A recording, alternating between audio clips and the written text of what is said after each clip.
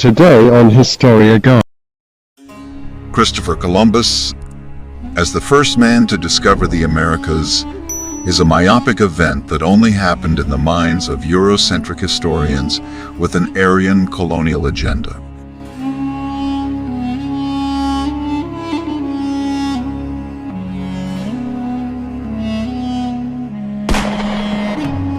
In Wehner's book, Africa and the Discovery of America, he explains that Columbus noted in his journal that the Native Americans confirmed black-skinned people had come from the southeast in boats, trading in gold-tipped spears.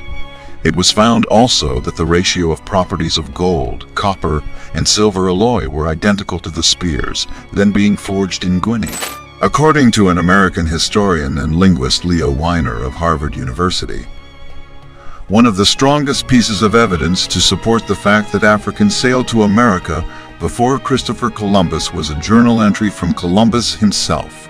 There is now a growing body of evidence to support the idea that Africans did in fact visit the Americas long before Columbus, as there have been solid claims about African explorers, sailors, and traders who made their way to the Americas in ancient times.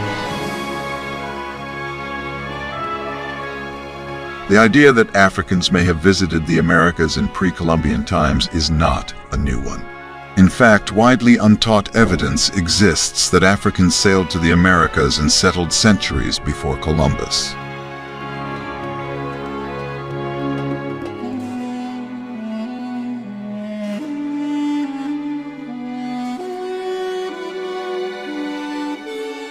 While we commend Christopher Columbus, or should we say Cristobal Colon, for sailing the seas in search of new land on Europe's behalf, he was not the first man to make that journey. However, as is frequently noted on this day, when Columbus landed, natives already inhabited the land. He called them Indians because he initially thought he had reached India. Columbus's first landfall in October 12, 1492, most likely somewhere near the Bahamas or the Dominican Republic, was a later time in history. Let us even limit our scope within Europe, and Columbus will still not be the first European to have visited the Americas, as many genuine historians suspect that Viking Leif Erikson, who established a settlement in northeastern Canada in the 11th century, was the first European to come to the Americas. The truth is that black Africans, Indians, Polynesians, Chinese, and Arabs had visited the Americas long before Columbus. Enormous Olmec head statues with African facial characteristics found throughout Central and South America support that Africans had settled in America long before its apparent discovery, ranging up to 11.15 feet in height and weighing 30 to 40 tons. These statues generally depict helmeted black men with large eyes, broad fleshy noses. Columbus was never the first man to arrive at the Americas, rather he was the first to commit genocide. Sex, slavery of young girls, rape, pedophilias, mass mutilations, arbitrary killings, and transatlantic slavery in the Americas. The manufactured history by Columbus's European sponsors must be exposed and forcefully rejected.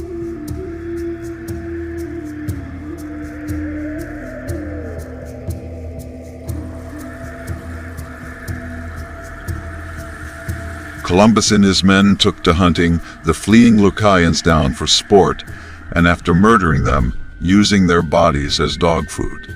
Surviving Lucayans fled to the surrounding mountains to escape the sadistic savagery and barbaric treatment of the so-called civilized Christian Europeans toward them.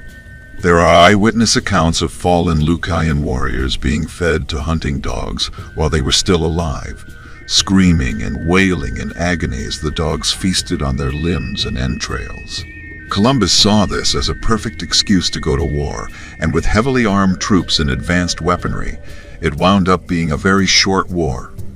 The natives were quickly slaughtered, having only spears, rocks, and other primitive tools to fight with.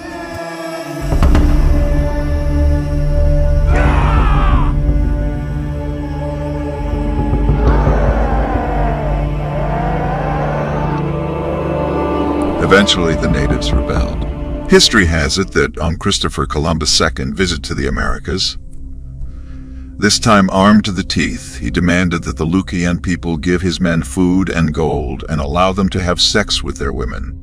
When the Lucayan refused, Columbus responded by ordering that their ears and noses be cut off so that the now disfigured offended could return to their villages and serve as a warning to others. The ugly picture that emerges is of a brutal man who massacred the existing population of the islands, the Bahamas amongst others.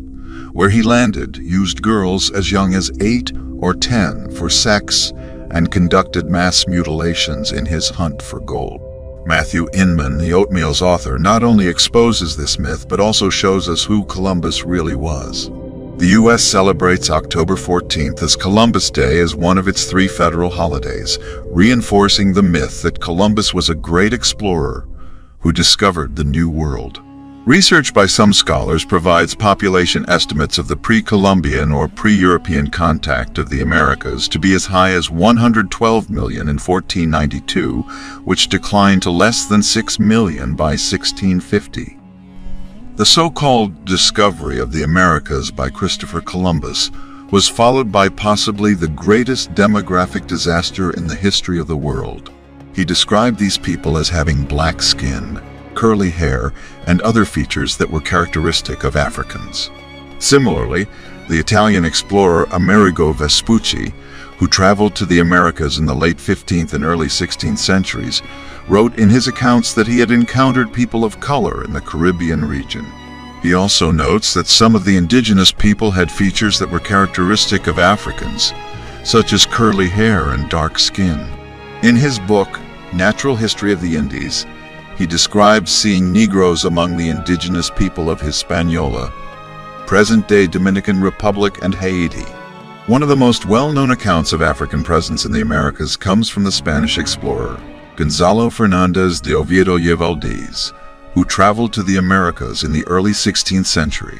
Thor Heyerdahl was a Norwegian adventurer and ethnographer with a background in zoology, botany, and geography, made voyages to demonstrate the possibility of contact between widely separated ancient peoples, notably the Rai expedition of 1970, when he sailed from the west coast of Africa to Barbados in a papyrus reed boat. These strong currents, which Malay oral tradition describes as rivers in the middle of the sea, could have helped propel African vessels to the American continents. Travel between Africa and the Americas was possible because of the worldwide ocean winds and currents that caused drift routes from east to west. Africans were indeed sailors, that a division of Negro sea captains and mariners is reported to have been in the Egyptian navy of the 19th dynasty, and the East Africans sailed between their countries and China in the 13th century. How could Africans who are not popularly known as seamen have crossed the 1,500 Atlantic miles to the American continents? Early 14th century Atlantic expedition headed by Mali King Abu Bakari, i.e., may have reached the Americas.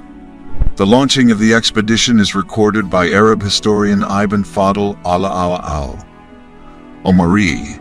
Archaeological evidence also supports the idea that Africans traveled to India and China in the 13th century. In his memoirs titled Rihla, Ibn Battuta describes his travels in detail, including his experiences in the court of the Chinese emperor. Born in 1304 in Tangier, Morocco, Ibn Battuta embarked on a journey of exploration that took him to many parts of the world, including India and China. There is strong and compelling evidence to suggest that Africans traveled to India and China in the 13th century, long before the arrival of European explorers in these regions.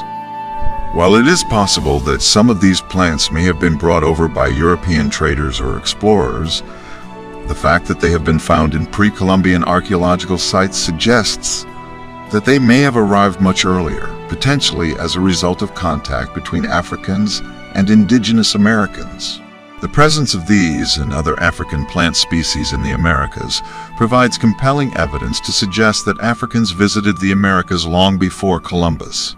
The African oil palm has been found in South America, including in the Amazon region, where it was likely brought over by Africans or other non-European visitors. Another example is the kola nut, Kola nitida, which is native to West Africa and is used in traditional African medicine and religious ceremonies. This suggests that Africans may have brought the kola nut with them during their visits to the Americas. Kola nuts have been found in archaeological sites in the Americas, including a site in Brazil that dates back to the 14th century, long before Columbus arrived. One example of an African plant species that has been found in the Americas is the tamarind tree, Tamarindus indica. In the Americas, tamarind trees have been found in archaeological sites dating back to before Columbus's arrival, indicating that they may have been brought over by Africans or other non-European visitors. The tamarind tree is native to Africa, but has been introduced to many parts of the world as a food and medicine plant. While some of these plants may have been brought over by European explorers or traders, there is evidence to suggest that many of them arrived in the Americas much earlier, potentially as a result of contact between Africans and indigenous Americans. The presence of certain plant species that are native to Africa in the Americas provides further evidence to support the idea that Africans visited the Americas long before Columbus. Villacorta has written, "Any way you view it, Mexican civilization had its origin in Africa." Indian scholar Rafiq Girazboy appears to have been right when he wrote, "The black began his career in America, not as slave, but as master." Even early Mexican scholars were convinced that the impact of the black explorers on the New World was profound and enduring.